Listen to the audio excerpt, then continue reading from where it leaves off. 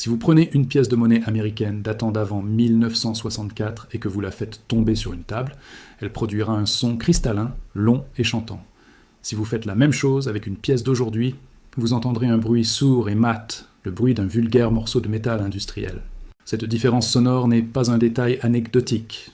Pour Numismat, c'est la preuve auditive du plus grand tour de passe-passe monétaire du XXe siècle, un vol silencieux qui a dépouillé les citoyens de leur épargne réelle, sans qu'ils ne s'en aperçoivent immédiatement. Jusqu'en 1964, la monnaie que les gens avaient dans leur poche était constituée d'argent pur à 90%. Une pièce d'$1 ou d'un demi-dollar n'était pas un symbole de valeur, elle était la valeur elle-même, contenant une quantité précise de métal précieux. Mais en l'espace de quelques mois, le gouvernement américain a décidé de retirer tout l'argent de la circulation pour le remplacer par des jetons en cuivre et en nickel, des matériaux vils sans valeur intrinsèque. Officiellement, on a parlé aux citoyens d'une pénurie temporaire d'argent-métal due à l'industrie. La réalité économique est bien plus sombre et fascinante. Le gouvernement était en faillite technique sur sa propre monnaie. L'inflation qu'il avait créée par ses déficits rendait le métal contenu dans la pièce plus cher que la valeur faciale inscrite dessus. Dans cette vidéo, nous allons décrypter la mécanique implacable de la loi de Gresham, comprendre comment l'État a transformé votre argent en jetons de casino, et pourquoi l'année 1964 marque la véritable fin de la monnaie honnête en Occident. Chapitre 1. La vraie monnaie quand le dollar était du métal. Pour comprendre le choc de 1964, il faut se rappeler ce qu'était la normalité monétaire pendant des siècles. Une pièce de monnaie n'était pas une créance sur l'État ou une promesse de paiement, c'était une marchandise standardisée. Le rôle de l'hôtel des monnaies n'était pas de créer de la valeur, mais de certifier le poids et la pureté d'un disque de métal. Un quarter, quart de dollar, contenait physiquement un quart de dollar d'argent métal au cours du marché. Il n'y avait pas de distinction entre la valeur de l'objet et la valeur de l'échange. Ce système garantissait une stabilité des prix remarquable sur le très long terme.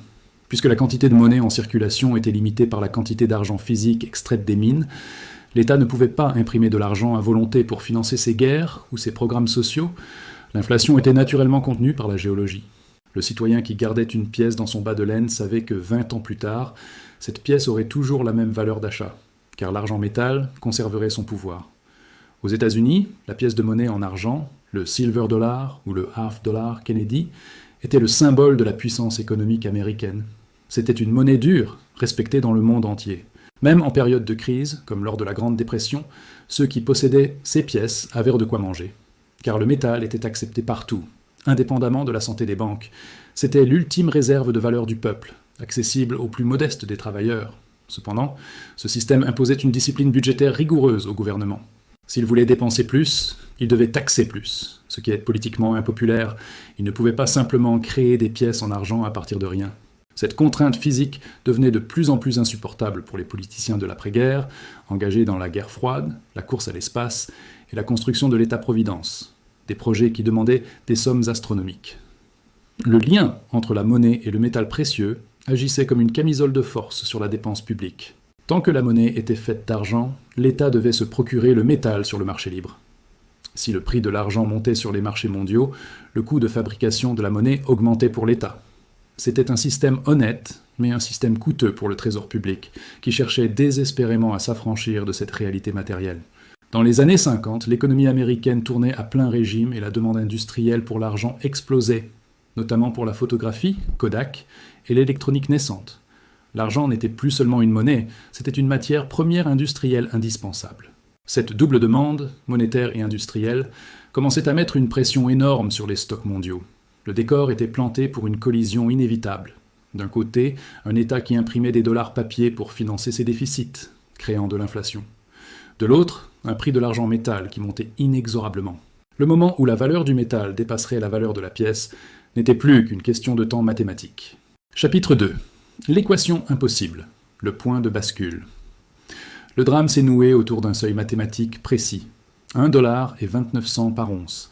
C'était le prix magique de l'argent métal. Tant que le cours mondial de l'argent restait en dessous de ce seuil, tout allait bien. Il était rentable pour le gouvernement de fabriquer des pièces, car le métal qu'elles contenaient valait moins que leur valeur faciale. Le trésor achetait de l'argent à 1 dollar, frappait une pièce et disait « Ceci vaut 1,20 $.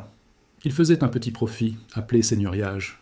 Mais au début des années 60, sous l'effet de l'inflation rampante, le prix de l'argent sur le marché libre a commencé à grimper dangereusement, se rapprochant inexorablement de ce seuil critique de 1,29 $. Le Trésor américain s'est retrouvé piégé. Si le prix de l'once dépassait ce niveau, une pièce d'1 $ contiendrait pour 1,10 $ d'argent métal. La pièce vaudrait plus mort que vive. C'est là que la spéculation est entrée en jeu. Les investisseurs avertis, comprenant cette équation simple, ont commencé à accumuler des pièces, non pas pour les dépenser, mais pour les stocker. Ils pariaient sur le fait que le gouvernement ne pourrait pas maintenir artificiellement le prix de l'argent bas éternellement. C'était un pari sans risque. Au pire, la pièce valait 1 $. Au mieux, si l'argent montait, elle vaudrait beaucoup plus une fois fondue.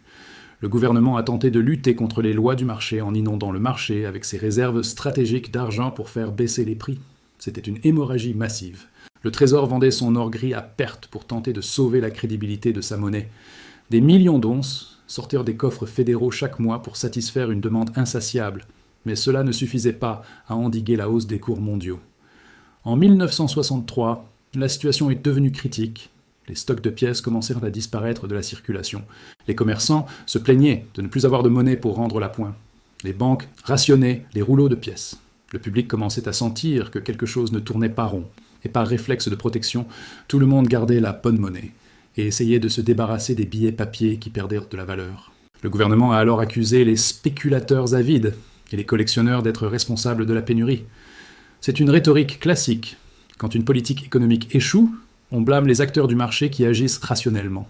En réalité, le problème n'était pas la spéculation, mais la dévaluation du dollar papier par rapport aux actifs réels. Le thermomètre montait, le prix de l'argent, parce que la maison brûlait, l'inflation. L'équation était devenue impossible à résoudre sans changer le système. L'État ne pouvait plus se permettre de subventionner la monnaie de ses citoyens. Il perdait de l'argent sur chaque pièce frappée. Il fallait choisir, soit arrêter l'inflation pour faire baisser le prix de l'argent, ce qui impliquait une austérité budgétaire impensable politiquement, soit changer la composition des pièces pour utiliser un métal sans valeur. Chapitre 3. La loi de Gresham, la théorie en action. Ce qui s'est passé en 1964 est l'illustration la plus parfaite de l'histoire moderne d'un principe économique vieux de 4 siècles, la loi de Gresham. Cette loi stipule simplement que la mauvaise monnaie chasse la bonne. Lorsque deux monnaies ont la même valeur légale faciale mais une valeur intrinsèque différente, les gens vont thésauriser, garder, celle qui a de la valeur réelle et dépenser celle qui n'en a pas. Imaginez que vous avez 2 pièces de 1 $ dans votre poche. L'une est en argent pur, l'autre est en zinc. La loi vous oblige à les accepter toutes les deux pour une valeur d'1 $. Instinctivement, vous allez donner la pièce en zinc au boulanger et garder la pièce en argent dans votre coffre. Pourquoi donneriez-vous quelque chose qui vaut potentiellement plus pour la même transaction ? C'est du bon sens économique appliqué à grande échelle. En 1964, c'est exactement ce phénomène qui a vidé l'économie américaine de ses liquidités. Les citoyens, voyant arriver la fin de l'argent métal, ont massivement retiré les pièces de la circulation. Les tirelires des enfants, les bocaux dans les cuisines, les coffres des banques se sont remplis de pièces en argent. La bonne monnaie a disparu des caisses enregistreuses, chassées par la perspective de l'arrivée de la mauvaise monnaie. Le gouvernement s'est retrouvé face à un paradoxe. Plus il frappait de pièces en argent pour combler la pénurie, plus ces pièces disparaissaient vite, absorbées par la thésaurisation. C'était comme verser de l'eau dans un seau percé. Le public aspirait tout. L'hôtel des monnaies tournait en 3/8, 24 heures sur 24, battant des records de production, mais les pièces s'évaporaient dès leur sortie du camion. Cette situation a créé une paralysie du petit commerce. Sans pièces, impossible d'acheter le journal, de prendre le bus, d'utiliser les distributeurs automatiques ou les téléphones publics. L'économie quotidienne, celle des petites transactions, était en train de gripper. La loi de Gresham n'était pas une théorie abstraite, c'était une force qui bloquait les rouages de la société de consommation américaine. Pour les économistes, smart money, c'était la preuve ultime que la valeur d'une monnaie ne se décrète pas par une loi, mais par la confiance du marché. Le public votait avec ses poches. Il rejetait la monnaie papier dévaluée et préférait la sécurité du métal tangible. C'était un vote de défiance silencieux mais massif contre la gestion monétaire du gouvernement. Cette période a enseigné une leçon cruciale. On ne peut pas tromper le marché indéfiniment. Si vous essayez de fixer arbitrairement le prix de la monnaie en dessous de sa valeur réelle, la monnaie disparaît. C'est une loi physique de l'économie aussi immuable que la gravité. Et c'est cette loi qui a forcé la main du président Lyndon B. Johnson. Chapitre 4. Le coinage Ast. De 1965, le coup d'État. Face à l'urgence, le président Johnson a signé le Coinage Act le 23 juillet 1965, une loi qui allait transformer radicalement la nature de l'argent dans la poche des Américains. Cette loi autorisait le remplacement immédiat de l'argent par un alliage sandwich, composé de cuivre et de nickel. Extérieurement, les nouvelles pièces ressemblaient aux anciennes. Elles avaient la même taille, le même visage de George Washington, mais à l'intérieur, elles étaient vides de valeur. Le discours prononcé par le président Johnson lors de la signature de cette loi est resté célèbre pour son cynisme économique ou sa naïveté feinte. Il a déclaré avec assurance « Si quelqu'un a l'idée de thésauriser nos pièces d'argent, laissez-moi dire ceci. Le Trésor a beaucoup d'argent et il peut être et il sera utilisé pour maintenir le prix de l'argent à 1,29 $. Il n'y aura aucun profit à faire en gardant les pièces. » C'était un mensonge d'État, ou du moins une promesse impossible à tenir. Johnson disait aux gens « Ne gardez pas les vieilles pièces, elles ne vaudront pas plus cher. » En réalité, il savait que dès que les nouvelles pièces en cuivre inonderaient le marché, les anciennes en argent deviendraient instantanément des objets de collection et d'investissement. Il essayait de lutter contre la loi de Gresham par un discours présidentiel. La transition a été brutale. Les pièces de 10 cents, dimes, et de 25 cents, quarters, ont perdu 100% de leur contenu en argent du jour au lendemain. Seul le demi-dollar Kennedy a gardé un peu d'argent, 40%, jusqu'en 1970, avant de devenir lui aussi un simple jeton de métal vil.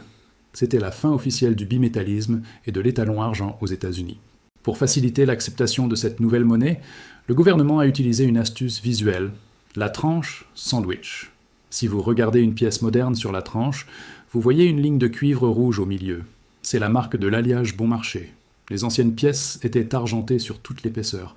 Cette marque rouge est devenue le symbole de la dévaluation, la cicatrice visible de l'inflation. Le but de cette loi était de permettre à l'État de créer de la monnaie pour un coût quasi nul. Fabriquer un quarter en cuivre coûtait quelques centimes, mais l'État pouvait le vendre à l'économie pour 25 cents. Le profit, le seigneuriage, devenait énorme. C'était une taxe déguisée sur les utilisateurs de monnaie, un transfert de richesse du public vers le trésor. Avec le Coinage Act, la monnaie a cessé d'être un actif pour devenir un simple jeton de comptabilité. La connexion avec le monde physique, avec la géologie, était coupée. Désormais, la quantité de pièces en circulation ne dépendait plus de la production des mines d'argent, mais uniquement de la volonté des bureaucrates de Washington. La porte était ouverte à une expansion monétaire illimitée. Chapitre 5. La chute du système. L'inflation des années 70. Les conséquences de cette décision ne se sont pas fait attendre. Une fois la contrainte de l'argent métal levée, il n'y avait plus de frein naturel à la création monétaire. Ce n'est pas un hasard si la grande inflation des années 70 a commencé quelques années seulement après le retrait de l'argent des pièces. C'était le verrou de sécurité qui venait de sauter. Dès 1968, le gouvernement a dû capituler sur sa promesse de maintenir le prix de l'argent. Il a cessé de vendre ses stocks et a laissé le cours du métal flotter librement. Immédiatement, le prix de l'argent a explosé, dépassant largement le seuil de 1,29 $. Ceux qui avaient ignoré le président Johnson et gardé leurs pièces avaient gagné. Leur épargne s'appréciait, tandis que ceux qui faisaient confiance à la nouvelle monnaie perdirent du pouvoir d'achat. Cette période a marqué le début de la monnaie fiduciaire pure, fiat money, aux États-Unis. Le dernier lien avec l'or serait coupé quelques années plus tard, en 1972, par Richard Nixon. Mais le retrait de l'argent, en 1964, en était le prélude indispensable. On a habitué le public à manipuler des jetons sans valeur intrinsèque, préparant psychologiquement le terrain pour la fin totale de l'étalon or. L'impact sur le pouvoir d'achat a été dévastateur sur le long terme. En 1964, avec un quarter en argent, 25 cents, vous pouviez acheter un gallon d'essence. Aujourd'hui, ce même quarter en argent, si vous le vendez pour sa valeur métallique, vaut environ 4 ou 5 $, ce qui permet toujours d'acheter un gallon d'essence. La valeur du métal a suivi l'inflation. En revanche, le quarter en cuivre moderne ne vous permet même pas de gonfler vos pneus à une station-service. C'est la démonstration la plus claire de la différence entre prix et valeur. Le prix de l'essence n'a pas vraiment augmenté en termes d'argent-métal, c'est la valeur de la monnaie papier et cuivre qui s'est effondrée. L'argent-métal a conservé son pouvoir d'achat à travers les décennies, jouant parfaitement son rôle de réserve de valeur, tandis que la monnaie d'État a failli à sa mission. Cette transition a aussi changé la mentalité de l'épargne. Avant, épargner consistait simplement à accumuler des pièces. C'était simple et accessible à tous. Après 64, pour protéger son capital, il fallait devenir un investisseur sophistiqué, acheter des actions ou de l'immobilier, car garder du cash devenait une stratégie perdante. L'inflation structurelle forçait les gens à spéculer pour ne pas s'appauvrir. L'abandon de l'argent métal a été un défaut de paiement partiel de la dette américaine. En remboursant ses dettes avec de la monnaie Avili, L'État s'est allégé de son fardeau sur le dos des épargnants. C'était une banqueroute silencieuse, non déclarée, mais mathématiquement réelle pour quiconque détenait des dollars. Chapitre 6. La valeur aujourd'hui, ce que vous avez perdu. Aujourd'hui, quand on regarde une pièce d'avant 64, on ne regarde pas seulement un morceau d'histoire, on regarde une opportunité financière manquée pour la majorité de la population. Ces pièces, appelées junk silver ou argent constitutionnel, sont devenues un investissement prisé par les survivalistes et les investisseurs avisés. Elles se négocient avec une prime importante par rapport au cours du métal, car elles sont reconnaissables, fractionnables et légales. Si vous trouvez par miracle une pièce de 10 cents, DIM, de 1960 dans votre jardin, ne la dépensez pas à la boulangerie pour 10 cents. Elle vaut environ 2 $, soit 20 fois sa valeur faciale. C'est le verdict impitoyable de l'histoire. Le marché a multiplié par 20 la valeur de la bonne monnaie par rapport à la mauvaise monnaie en l'espace de 60 ans. Cette déconnexion totale entre la valeur faciale et la valeur réelle pose un problème philosophique majeur. Qu'est-ce qu'un dollar aujourd'hui? C'est une notion abstraite, une croyance collective soutenue par la loi. Mais ce n'est plus une réalité physique. Nous vivons dans une illusion monétaire permanente, dont nous ne prenons conscience que lors des crises, quand l'inflation nous rappelle que nos billets ne sont que du papier. Le retrait de l'argent a également eu un impact sur la qualité esthétique et culturelle de la monnaie. Les pièces modernes s'usent vite, elles noircissent, elles sont laides. Les anciennes pièces en argent se patinaient avec le temps, gardant leur noblesse. Une civilisation se juge aussi à la qualité de sa monnaie. Le passage du métal noble au métal vil symbolise peut-être un déclin plus large de la rigueur et de la qualité dans nos sociétés. Il est fascinant de voir que malgré tout, la loi de Gresham continue d'opérer. Aujourd'hui, ce sont les pièces d'1 centime en cuivre, avant 1982, qui commencent à disparaître de la circulation, car leur valeur en métal dépasse leur valeur faciale. L'histoire se répète, toujours selon la même mécanique. L'inflation pousse l'État à dégrader la qualité de la monnaie encore et encore. Pour l'investisseur smart money, la leçon de 1964 est toujours d'actualité. Ne faites jamais confiance à une monnaie dont la quantité peut être augmentée à l'infini par des politiciens. Cherchez toujours à détenir des actifs qui ne peuvent pas être imprimés, de l'or, de l'argent, de l'immobilier, des terres. Ce sont les seules choses qui traversent les réformes monétaires sans perdre leur âme. En 1964, le gouvernement a volé l'argent de vos poches, littéralement. Il l'a remplacé par un simulacre. Comprendre ce vol, c'est comprendre toute l'histoire économique des 50 dernières années. Ce n'était pas une pénurie. C'était un choix politique de privilégier la dépense publique facile au détriment de l'épargne honnête. La prochaine fois que vous aurez de la monnaie en main, prenez le temps de regarder la tranche de vos pièces. Si vous voyez cette ligne cuivrée rouge, souvenez-vous que c'est la marque de l'inflation, la preuve que vous tenez une monnaie qui a perdu son encre. Mais si, par chance, vous tombez sur une tranche blanche et argentée, gardez-la précieusement. Vous tenez un morceau de vraie liberté financière. L'histoire de 1964 nous apprend que les règles du jeu monétaire peuvent changer du jour au lendemain, toujours au détriment de ceux qui ne sont pas informés. Ceux qui savaient ont gardé l'argent. Ceux qui ignoraient l'ont rendu. De quel côté serez-vous lors du prochain changement de système monétaire? Si vous voulez continuer à apprendre l'histoire cachée de votre argent, celle qu'on ne vous enseigne pas à l'école, abonnez-vous. Dites-moi en commentaire si vous possédez encore de ces vieilles pièces en argent. À très vite.